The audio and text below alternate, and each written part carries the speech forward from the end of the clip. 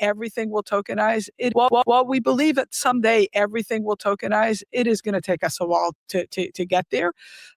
What we've tried to do at DTCC is really we're trying to take 55 years of evolving the U.S. capital markets, one of the largest capital markets in the world, and we're really trying to digitize that in a matter of like 50 weeks. Welcome to Tokenized, the show focused on stablecoins and the institutional adoption of tokenized real-world assets. My name's Simon Taylor.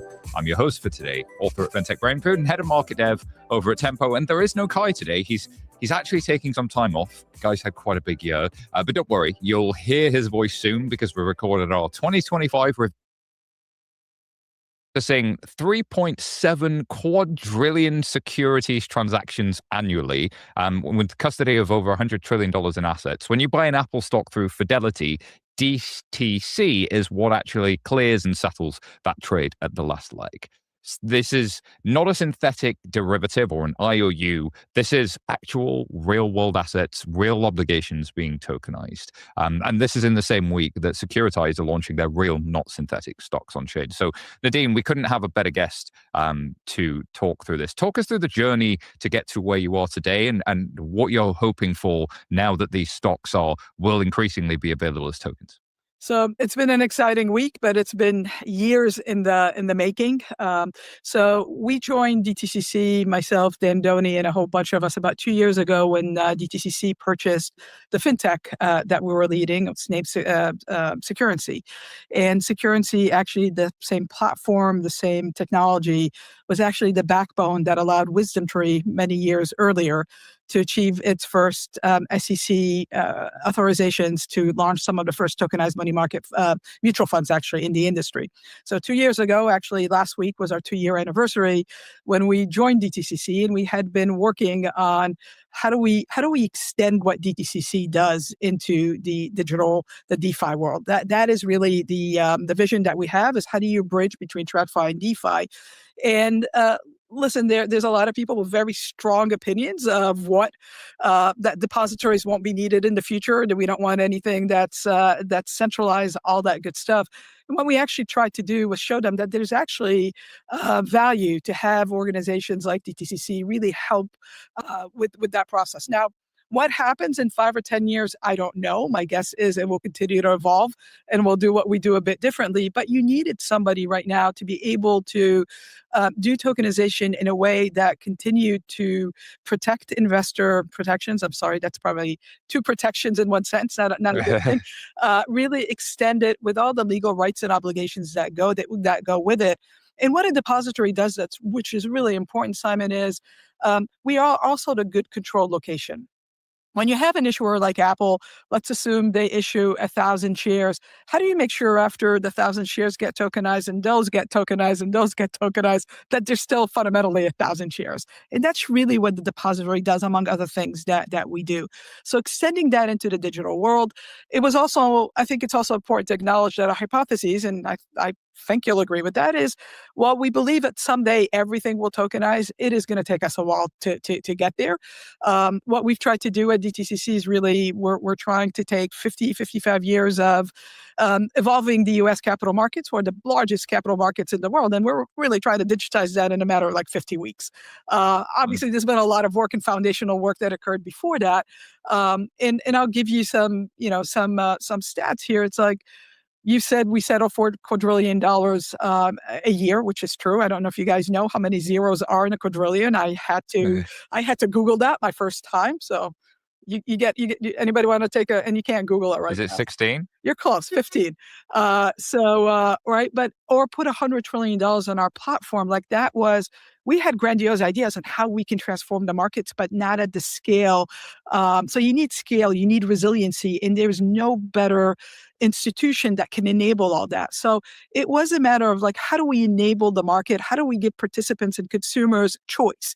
You can tokenize or you don't. You can continue to use the old ways or the new ways. But if you want to engage in the brand new world of DeFi and test your investment hypotheses, we wanted to give the market on-ramps and off-ramps that they could do that. And this week, the SEC agreed with that, and hence we commence our journey. It's a big moment. Yo, did you just hear that, bro?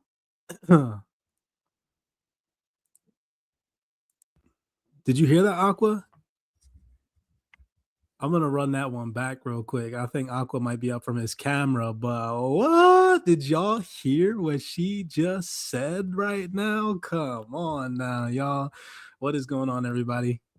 What is going on? As we have people roll in, as always, just doing these evening calls for you guys, streaming some of the research that is shared inside the private CyberX Discord. That was, I'm not going to butcher her name. Hold on. Let's go in. How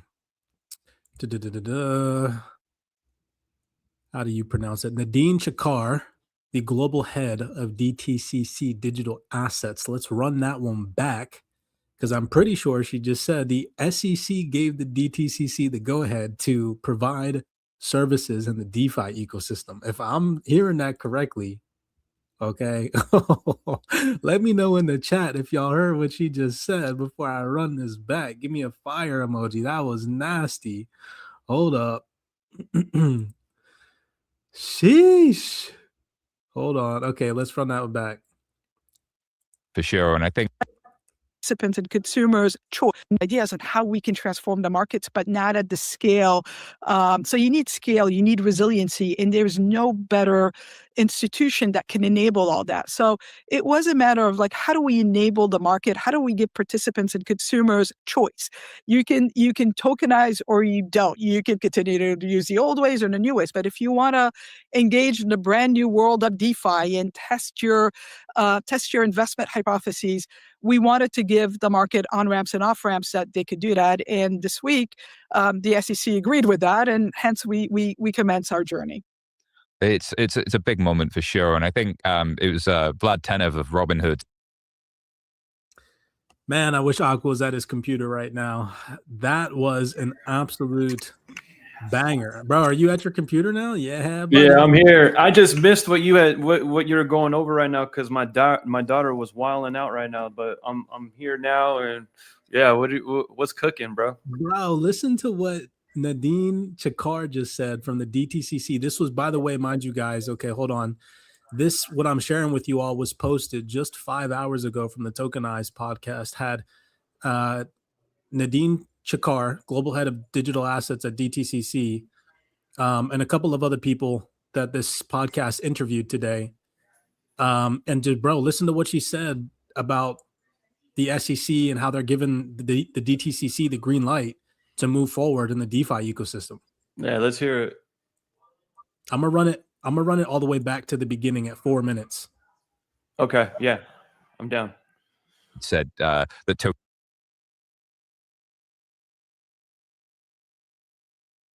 get to where you are today and what you're hoping for now that these stocks will increasingly be available as tokens.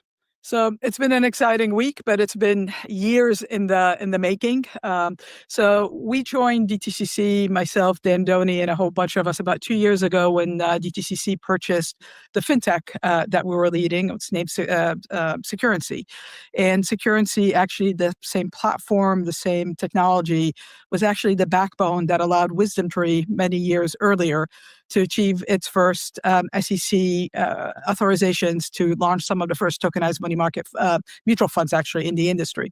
So 2 years ago, actually last week was our 2-year anniversary when we joined DTCC, and we had been working on how do we extend what DTCC does into the DeFi world. That is really the vision that we have, is how do you bridge between TradFi and DeFi. And listen, there's a lot of people with very strong opinions of what that depositories won't be needed in the future, that we don't want anything that's centralized, all that good stuff. And what we actually tried to do was show them that there's actually value to have organizations like DTCC really help with that process. Now, what happens in 5 or 10 years, I don't know. My guess is it will continue to evolve and we'll do what we do a bit differently. But you needed somebody right now to be able to do tokenization in a way that continued to protect investor protections. I'm sorry, that's probably 2 protections in one sentence, not a good thing. Really extend it with all the legal rights and obligations that go with it. And what a depository does, which is really important, Simon, is we are also the good control location. When you have an issuer like Apple, let's assume they issue 1,000 shares. How do you make sure after the 1,000 shares get tokenized and those get tokenized and those get tokenized that there's still fundamentally 1,000 shares? And that's really what the depository does, among other things that we do. So extending that into the digital world, I think it's also important to acknowledge that our hypotheses, and I think you'll agree with that, is while we believe that someday everything will tokenize, it is going to take us a while to get there. What we've tried to do at DTCC is really we're trying to take 55 years of evolving the U.S. capital markets, or the largest capital markets in the world, and we're really trying to digitize that in a matter of like 50 weeks. Obviously, there's been a lot of work and foundational work that occurred before that, and I'll give you some stats here. It's like, you said we settle for $250 billion a year, which is true. I don't know if you guys know how many zeros are in a quadrillion. I had to Google that my first time. So you get anybody want to take and you can't Google it right now. Is it 16? You're close, 15. Right, or put $100 trillion on our platform. Like, we had grandiose ideas on how we can transform the markets, but not at the scale. So you need scale, you need resiliency, and there's no better institution that can enable all that. So it was a matter of like, how do we enable the market? How do we give participants and consumers choice? You can tokenize or you don't. You can continue to use the old ways or the new ways. But if you want to engage in the brand new world of DeFi and test your investment hypotheses, we wanted to give the market on-ramps and off-ramps that they could do that. And this week, the SEC agreed with that, and hence we commence our journey. Yo, this might be the most bullish shit I done ever. Like, I'm not even trying to trip right now, but that is crazy, bro. The motherfucking SEC just gave the DTCC confirmation that they can participate in DeFi, y'all. That is massive. That's like beyond massive. Wow. Holy shit. Yo. Are you good? Because I'm tripping right now. When did this video come out? Bro, 5 hours ago. Oh my God. Damn. The fire. And this is the same Nadine that said, get in, the water is warm. Get in, the water is warm. Y'all, come on now. This is why being a part of the CyberX community is just nuts. Yeah, bro. Dang, ain't nobody talking about this right here. This is how many views does this have? Bro, this has 64 views. Damn. That makes sense though. All this stuff is usually tucked. It's always tucked away. Nobody finds it. Nobody talks about it. And for whatever reason, it goes over most people's heads that come across it here on X when we're talking about it for whatever reason. But this is massive. Massive. Yeah. This is just such a great end of the year find, because imagine how many people's brains are just in turmoil right now with the whole pullback that's taking place, thinking that this ecosystem's dead. Meanwhile, you got head of digital assets at DTCC saying that the SEC just gave them the green light to jump into DeFi with quadrillions. 15 zeros, she said. So, I mean, yeesh, what a way to get this off. Yeah. I'm speechless. Chat, what's going on, guys and gals? I see you guys. We got Cereal Bowl in the chat. We made it. What's going on? Cheyenne. Yo, she even said we're digitizing in 50 weeks. What we've done in like 50, 55 years, we're trying to digitize it in 50 weeks. That's the truth. They're trying to compact. They know what's up. They know that if they don't get on board, they're going to get left behind, bro. They're trying to fast track everything. Yeah, 1000% they are. The people that think that this is going to take, I do believe it's obviously, of course, going to be a slow, drawn out process, right? But the people that think it's going to take another 5-10 years, oh, no. Nah. Yeah, nah, we're far past that, I feel like, for sure. But man, geez, this is massive news. I mean, this makes me feel bullish to just continue to buy more and continue to buy more and continue to stack, continue to participate in DeFi. Nowhere at no point in these past, I would say 90 days, I haven't even flinched. And my portfolio has taken a massive hit, but like, I'm not tripping. I know exactly where we're headed. And this is just another many cherries on top of proof that where we're headed is where we're headed. Like, this And is honestly, crazy. what we've been talking about in this community for the longest time, that these institutions are coming to DeFi. Everybody thought like it was going to be, cross-border remittances and this and that was going to bring the institutions in. Nah, it was going to be DeFi, collateral, yield generation, putting their capital to work. 100%. 1000%. DeFi is, man.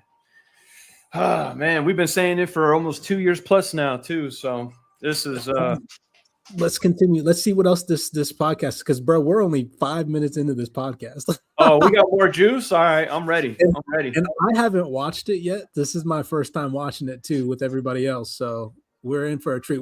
This live call already has more people than this video has views. Well, so we're in for a treat. Yeah, definitely a treat. Well, I'm ready. Let's get it cracking for sure. It's a big moment for sure, and I think it was Vlad Tenev of Robinhood said that tokenization would be the biggest thing to happen since dematerialization, and of course the DTCC itself really grew up in the ending of paper stock certificates and the forming of depositories. So now surely it gets to pass the torch to tokenization. But there was also this narrative at the moment of the amount of things where distribution of existing assets is really a leg up into tokenization. If you already have cash, if you already have customers, if you already have stocks, you're the right place to do it. But we have seen these synthetic wrapper products before, where it's an SPV or something else. Talk to me about why it's important that this is not a synthetic wrapper around the stock. The token really is the legal rights and obligations and claims to that stock. At least it's important the way we view the market, right? Again, we look at our role in the market to ensure stability, to ensure that there's deep liquidity, and obviously investor protection. So the best way we could think of doing that was to extend, if you will, the offerings that we do in TradFi into DeFi, so in the digital space. We are creating digital twins, so you can actually move the assets on multiple wallets, depending on what your investment strategies and your risk tolerance are. We also wanted to make sure that by being able to ensure that it is a real good representation of that asset. Again, I go back to the good control location. Somebody's got to account for that. Somebody's got to ensure that there's governance. So I'm not saying the other models work or don't work. Honestly, where we're at right now in the marketplace, every single innovation is a step forward to get us to the place that we're all trying to get to go to. And I view the way we've decided to do it the hard way. For example, there's nothing harder in what we do. Is probably the less sexy thing that we do is corporate actions, right?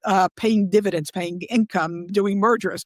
That is very hard to do on chain. And we've taken the past couple of years to be able to figure out how do you process it on chain, but there's also protection of the underlying participant, right? There's protection of data. So from a technology perspective, it is an amazing problem to solve. And this is where you see DTCC emerging into a true technology enabler and provider. So all the things that people think about centralized depositories, we would like to think that we sort of shattered that myth. And Simon, I don't know if you and your listeners may have looked at what we did earlier in April. We did something called the Great Collateral Experiment. Granted, no marketing people were hurt trying to name that experiment. But what we were able to show is the technology is no longer the problem, right? Like, we've got good technology that works. We were able to show how you can combine crypto assets with traditional assets. We were able to show how you can move collateral at the speed of the network. We were able to show, God forbid there's another bankruptcy like Lehman, we could return the assets. We know where they are every single step of the minute. Every single minute of the day, we know exactly where these assets are. Should something bad happen, we can, and this is where we use a very proprietary methodology. It's called the compliance-aware token. So again, we're highly regulated. We need to make sure that I know who Simon is, that Simon is a good guy. Simon's use of funds are legit, and then you and I can then exchange our tokens 24/7, as long as I can recognize your wallet and move things around. So we were able to shatter this myth that depositories, we know our role in the future is going to change. I don't believe we're going to disappear. I think what we do and how we do it will change. And you're starting to see this evolution with the first steps that we're taking today. Marique, what are your thoughts, questions, comments?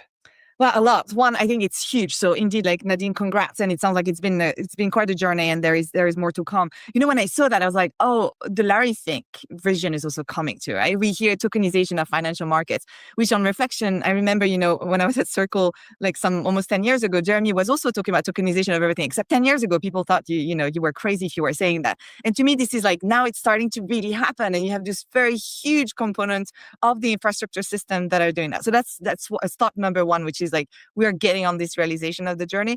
My thought number two was, oh, I wonder what it would take in other geographies to get to the same level, right? And actually the realization that with DTCC, you have a unique, like humongous player, which basically can therefore also show the way to a much more fragmented market behind that for anything that's stock related. So I think that will definitely be charting the way forward in terms of what other continents and what other geographies might actually be doing. So I think a lot of eyes are going to be on that. And I mean, my third thought is more like, it's more technical, but I was wondering, because it's the beginning of the journey, but which chains are you going to use, or how is that all going to work? Because I think there's going to be a lot, and a lot of eyes looking into that, given the volumes and given the size of it. I think there's going to be a lot to look into that. But again, congrats. I think it's huge, and it's definitely getting into this tokenization of everything that we've been talking about for decades. Thank you. And you're absolutely right. I mean, all our clients are global in nature, our participants. So while we're starting the journey in the US, and you notice these tokens, once you issue them and release them, they can move anywhere they want to move to, right? So they become global in nature, and we've taken great pains, if you will, to ensure that wherever jurisdictions they operate in, that they're compliant with the local rules and regulations. But again, we would advise all our participants and users of these tokens to get their own advice as we started this podcast. And you're absolutely right on the chains. I think you saw yesterday we announced the first chain that's out there, which is that we've partnered with, which is Canton. To your point, there is not one chain that's going to be able to handle the volumes that we're looking at. So by definition, we will be looking at other chains, but they need to satisfy requirements that are going to make our regulators comfortable that there's nothing funny happening behind the scenes. And I think you guys have seen the stories this week. So, we take great pain to ensure that from a legal and regulatory perspective, all these chains are above board. And what DTCC is working on is to, as we add these chains into our ecosystem, that we would have an orchestration layer that covers it, right? So if you tell me, all right, mint today on... Okay, hold up. I need to back that up. I'm pretty sure that she just said that they chose Canton. She definitely did. But just to give some clarity, that's not to show Canton, because she also said that they are in the future going to be choosing some other chains too. So I think, honestly, the DTCC just confirmed multiple survivors. Most definitely, bro. Most definitely. That's wild that she said Canton. That's crazy. Yeah, bro. I'm telling you, don't sleep on Canton. I've been trying to tell people. But, nonetheless, I think that means, collectively speaking, if she's sitting here confident enough, think about it logically, to say on a panel discussion that in the future they're going to be choosing multiple other chains, they already know what other chains they're going to be choosing, bro. Yeah, they're just not going to say it right now, for sure. 1,000%. Because, yeah. Well, God, what were you going to say? Yeah, I mean, because she basically admitted that not one chain is going to be able to handle all of this stuff. So others will be looked at. And yeah, she's just not going to say who they're looking at, who's in cahoots right now, who's in the pipeline until it's finalized. Let's go back, run this back to 14 minutes and just start over what she said, because she wasn't done talking. And I had to get that off my chest, because that was massive. Good confirmation right there.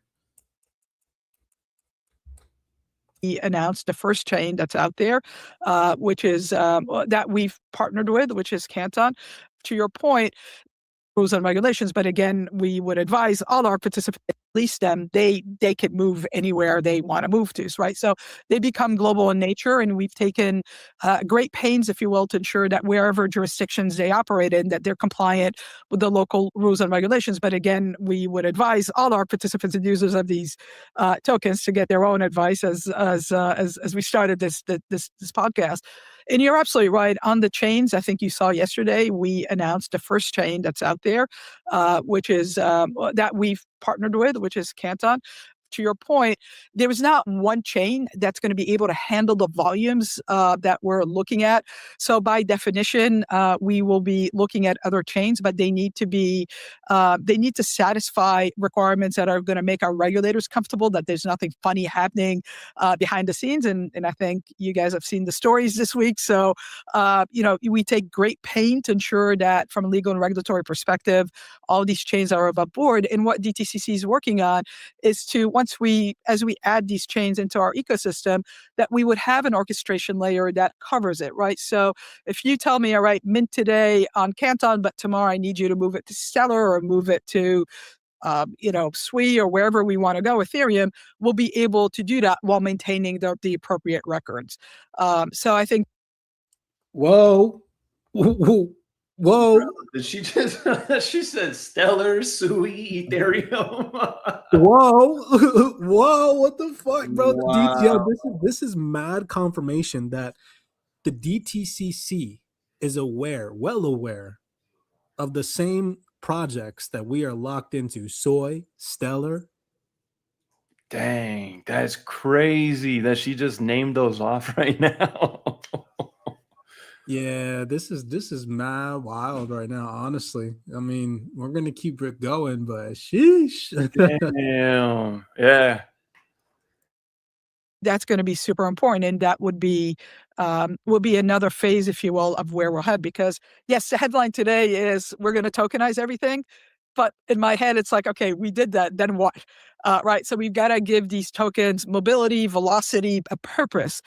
That's where the collateral app chain comes in. This is where some of the orchestration layer comes in, and then working with our participants across the board to create more applications that would add value as we move down the chain. Chuck, your thoughts? Yeah, I think it's incredible, really, and I echo the congratulations.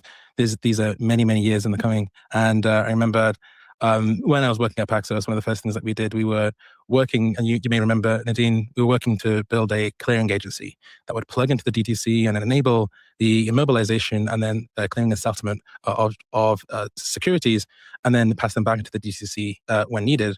And I think one thing that folks probably don't appreciate about what Securrency and now within DTCC is doing is this incredible innovation within such a large system that processes so much and has so many rules and regulations and processes that have been going on for decades to adhere to. And we mentioned at the beginning of the section that this is not a wrapper, it's not an SPV, it is the direct share. It's as close as you can in this current system, which is the security entitlement. And we're about to talk about another model, which is also the direct share, that's securitized. And, Securrency and securitized are the two kind of pioneers of the space, right? And they have a different set of constraints where there aren't the same set of rules and regulations. It is brand new, and they have to kind of operate in a way where, yes, the user can hold the token and be on the cap table of the customer, or the customer here being the issuer, the company, but that's an opt-in. And there are a lot of constraints as to how that fits in with existing systems. Versus with the DTCC, everyone knows, all the participants know how that fits in. They know how to reconcile, they know what the equivalent movements are, and being able to do all that innovation within a world where everyone is already participating, the 100 trillion of asset is already sitting, I think puts you in a great position to move more of the kind of standard flows on chain. And so I think that's a unique point where I think both systems will need to coexist. That you don't get the 3.7 quadrillion of trade settlement without the efficiencies of clearing in a kind of centralized way. But you need to be able to add the tokenization in a world where the existing participants are working and all the rules and the processes are well understood. Indeed. Yeah, I was going to say, Chuck, you're spot on, and a great debt of gratitude to the Paxos and Chad's vision earlier on, and also a massive shout out to Frank Lasala, the current CEO of DTCC, and the board, because when they did acquire Securrency, they definitely took a leap of faith that this was going to happen. So their vision for the future actually has panned out very nicely. And to your point, and I think I said it earlier, I think it's very early in the stage to determine if there is a right model or not. So that's why every model is a good step forward. But there's one thing that we need to make sure that we don't do, and we need to work together as an industry, is we can't fragment liquidity, right? Like our markets are the biggest in the world. They're the envy of the world because we've got very deep liquidity pools. So if you go back and take a look at the work we did with NASDAQ, and again, just like the chains, there'll be one of many exchanges, one of many pools that we will work with. So no matter what we do and what models we choose as an industry, there's only one cardinal rule here, maybe two. One is don't fragment liquidity, and two, make sure that ownership is accounted for and well governed. And I think everything else will eventually fall into place as technology gets better, our understanding gets better. And then there's one last piece, which is everybody's excited about this, but the state of readiness of the industry is still not where it needs to be. And I think 26 will be a good transition year, maybe spilling into 27. So we'll have inventory, it'll be available, and check our model as well as opt-in. So we're not, we will need a participant to say, tokenize whatever stock that you have. And the methodology that we've used is they actually can tokenize from traditional into digital, and they can also request to go back from digital into traditional. And we'll give them their positions in both, so they'll get total and how they're broken out. So that will be critical. But what I'm more worried about, I'm somebody who spent my career, on the infrastructure side of the house. So looking at how this transition is going to occur from very traditional systems into this new brave world, converting from account-based systems into wallets, that is not, and that is something that still, I think, that on back offices are still grasping with, and we'll help on that journey. It is non-trivial. Nadine, I think I'm echoing everybody. I want to say congratulations again. And we look forward to many more things to come from you. If people want to find out more about what you've been up to, or if they do want to opt in, maybe they are in the industry and, they're building a neobank and they're building a brokerage, or they're sort of clearing agent, and they want to look at this and if it can make a difference for them, where do they go to do that? So we would love to hear from everybody, whether you're an advocate or not. So we'll talk to one and all. I would urge you to go to the DTCC.com website. We have a microsite there where we have the FAQs. We've got the NAL letter. We also have, if somebody would like to become a DTC participant, we'll walk you through all that. And if all fails, just come to me, and I'll be happy to assist. But the website is probably a good place to go. We've got the great length to put all that information, and we update it pretty much a couple of times a day. Well, thank you very much, Nadine. We'll have you back on the show many times. I would love that. Thank you so about much, Simon, and happy holidays to all. Thank you. Congrats again. Thank you. Bye for now. Thank you. Congrats again. Thank you. Alrighty, guys. The next story this week. Yeah, so I don't know who's speaking next. That's really the only person I wanted to hear speak in this podcast. Now, I have maybe a couple more minutes to stream with you guys today. As always, for those of you all who are maybe new to this stream here in the Wealth 28 Club podcast, throughout the week, we are going to be streaming some of the panel discussions and the video breakdowns and clips that are shared inside the Private CyberX Discord. There's literally hundreds of them shared on a daily basis, like so much can't even keep up. But these are all the panel discussions that go relatively unnoticed, all the summits that take place, all of the, blockchain coordinated organizations that host these, talking events. They all get shared in the Discord. These are all the video breakdowns that people should be paying their attention to instead of the bullish moon boy hopium and hype, but for some odd reason don't. So these are the ones that we're going to stream. We're going to click on and just randomly watch and break down some of the content that is in these videos like we did today, just kind of talking when we have the chance to hear something. One that I did see pop up down here, I didn't even scroll up to the freaking top. There was a panel right here. There's a lady from TradeWeb where they talk about Canton. I don't know if you guys want to dive into this one. This one seems good. At tokenized repo markets on Canton. Since we heard Nadine go on to mention and talk about how they just recently partnered with the Canton network, I felt like that maybe fit the script for today's call. If not, if you guys don't want to dive into that one, there's this one too.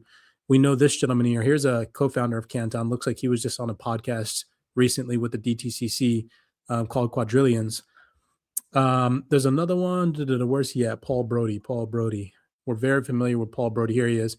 Paul Brody was on a podcast as well recently. Seems like this is probably going to be one of those podcasts that doesn't have a lot of views. The gentleman, global blockchain leader from EY, we like to have him up on the panels. He's always saying good, juicy stuff. Aqua, what are you feeling, bro? This one or the one on Canton?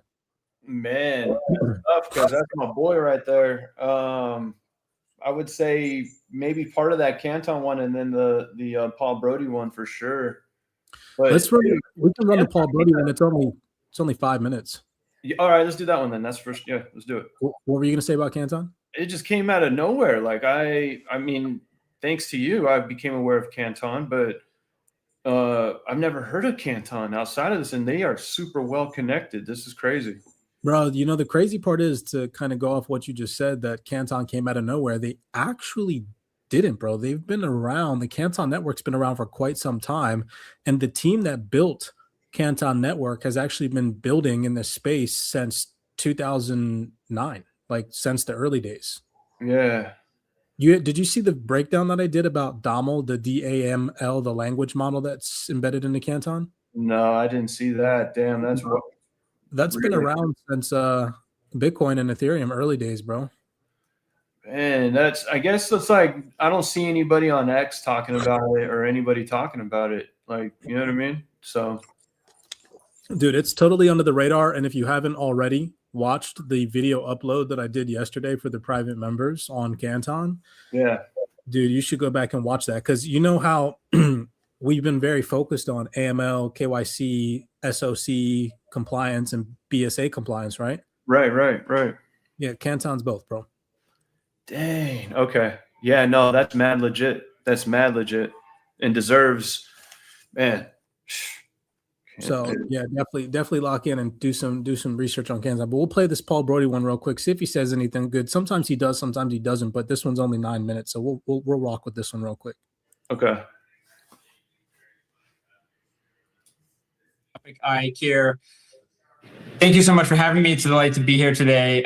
Privacy is a topic I care very, very deeply about. And many of you may know I and EY really have been working on this tool and technology called Nightfall for the past few years. So what I'm going to do today very quickly is give you a speed run update on where's Nightfall, how are we progressing, and things like that. So I'm going to go ahead and hit the share button. And hopefully I correctly so that you can see my Nightfall update. And somebody will tell me if I got it wrong. No, okay, sounds like it's somewhat visible. So what is Nightfall? So basically, we are building two things here at EY for enabling privacy. The first is called Nightfall. It's in version 4. We're in version 4 now. It is a ZK rollup that basically allows for standardized functions for very high volume, privacy-enabled payments, transfers, and swaps. We can handle up to 400 million transactions a day, roughly 4,000 at its maximum capacity.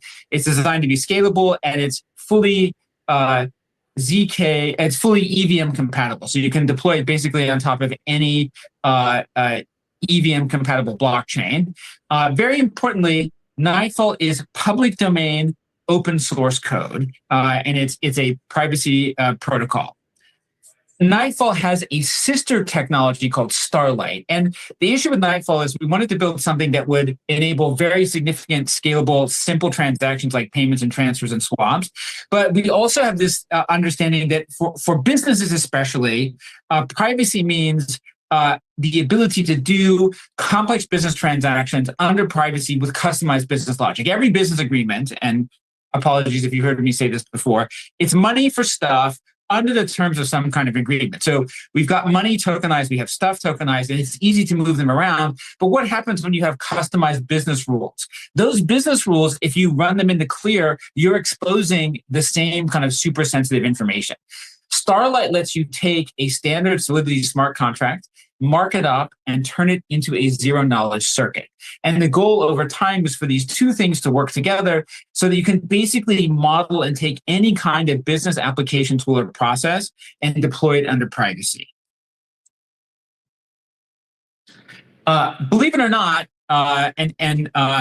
Paul Brigner made a very generous kind of reference to this. We've been working on this for a while. I joined EY in 2015 and started the blockchain practice. This is our 10th anniversary. And very quickly, we were like, wow, the most important thing we have to do is build privacy because enterprises require it. So here we are. We've been zipping away for 8 years. We showed our prototype back in 2018 at DevCon in Prague. And back then, we needed 2 full blocks of the Ethereum blockchain and $100 in gas to execute a single Nightfall transaction. Since then, we've gone through a bunch of different iterations. We had an optimistic version. Now we have a ZK version, and it's deployed in a testnet now, and it will be in production sometime in 2026. And so that to me is super exciting. We've been incredibly consistent in the iteration and performance improvements over time. Our goal is, as I mentioned before, is kind of this full composability and scalability. We're not there yet. Right now, Nightfall exists in one kind of bucket and Starlight exists in the other. But sometime next year, the plan is to get to full interoperability between these different capabilities so that you can have high volume, low cost, simple payments and transfers, along with complex business logic, and you never have to leave a privacy environment. The first network to announce that they were deploying this is Plume. Plume is an Ethereum layer 2 network. It's probably the biggest real world asset network out there. It is currently running. We have a testnet up and running on Plume now. The second network, which we announced a few months ago, is Celo. And Celo is another Ethereum layer 2 network, which is really focused on enterprise payments. We also have a testnet up and running on Celo as well. So you can go and have a look at that. And I would say we've probably got 1 to 2 more networks that we will be able to announce early next year, which I'm very excited about. So my goal is that by, let's say, early next year, Nightfall will be the most widely deployed privacy technology available in the blockchain ecosystem. Why do I think Nightfall remains really, really important? Like, there's a ton of privacy tools coming out. And one of my key observations is that, there's this joke like men will do anything to fix their problems except for go to therapy. I feel like a lot of blockchain developers will do anything to enable privacy except for actually use full encryption. And this is going to become increasingly important, right? We have a lot of these like mixers and privacy pools and trusted off-chain systems. They kind of seem to work, but I do not believe that they work at scale for enterprise use for a couple of reasons. And the most important is, first of all, you can't use them with non-fungible assets. You can't use them with any kind of customized business logic. But also what we're seeing over and over again is that the best-in-class analytics systems are making it increasingly easy to track your transactions through bridges, through mixers, through privacy pools. And especially if you're a business and you're doing repeat transactions with a business party, right, you're going to make yourself a very traceable in these ecosystems. And you're effectively disclosing this data. And I had this aha moment a few months ago. I was at the Technical University of Munich, and the Chainalysis folks were giving a great presentation. They showed stolen money moving through like 2 mixers and a bridge. Right. And all of those things were designed to obfuscate the trail. If they can do that with criminal activities, you can absolutely believe they're going to be able to do that with lots of repeat enterprise transactions that people are not going to extreme lengths to do. So I personally think it's going to be really important as we go into the future to basically put your stuff into a privacy environment and keep it there. Right. And for that, we need scalability. We need programmability, we need composability, but I think the one that we're not talking about enough is permanence. Every time you move stuff in and out of privacy, you are leaking all kinds of critical metadata. And if you're a business and you care about your very sensitive business information, that's not a good thing. That is it for my presentation. We continue with our tradition. Damn, Paul, let me down today. You didn't say nothing that I really truly care about, even though this project that he's talking about seems pretty fucking intense. Yeah. I mean, but it doesn't seem like something we can invest in. in this last little screen share of his NFT being minted, just sheds light though on NFTs. I'll say that NFTs ain't going nowhere. Yeah, no, 100%. If the blockchain lead at EY is minting NFTs, they're definitely not going nowhere. Of having new proof of Paul and But I wonder what this does for the privacy chains, if there are any out there that are going to be competing with what they're building at UI. It seems pretty like, I don't know why they're calling it Nightfall, but seems like some 007 type shit. Yeah, he said that they're going to be announcing the networks though early next year, right? Like the ones that they're choosing or whatever. That's what I thought. I heard. Yeah, and Brendo was right in the chat. Did say that they're building this out on Plume or in the test environment on Plume for now, and also they're going to launch it on Silo. Sounds something like that, right? I don't know either of those two projects, honest to God. So something maybe to do research on in your spare time. Yeah, no, that's real. All right, let's go back over. I'm low-key pinched for time. I don't want to start another call because I only have 20 minutes left. So we'll probably wrap it up there. We have 1,000 people on the call for today. Love seeing you guys come out. In the new year, when me and Aqua are not doing podcasts, what we're going to do throughout the week, regardless if we talk or not on these calls, is we are going to just hop on and we're going to start streaming some of the research that's shared inside the private CyberX Discord, right? So inside the community, we have the CyberX researchers, literally all global team working 24/7 all around the clock to find the best panel discussions, the video breakdowns, all the fundamentals pretty much that never reach the mainstream, all the documents that nobody talks about that come from the largest financial institutions in the game. Literally every single summit that I feel like has happened this year that nobody watched or paid attention to is inside this community. So that'll happen again next year. We'll continue to stream these things and bring them to your attention. If at any point in time you guys want to access this vast catalog of research, you guys can always head over to cyberxtrading.com, lock in with us, whether it's the Wealth 28 Club or whether you jump inside the Discord. We'd love to have you on the team. With that being said, that's all I got. Aquaman, thanks for tuning in. We heard some really great stuff from the DTCC today.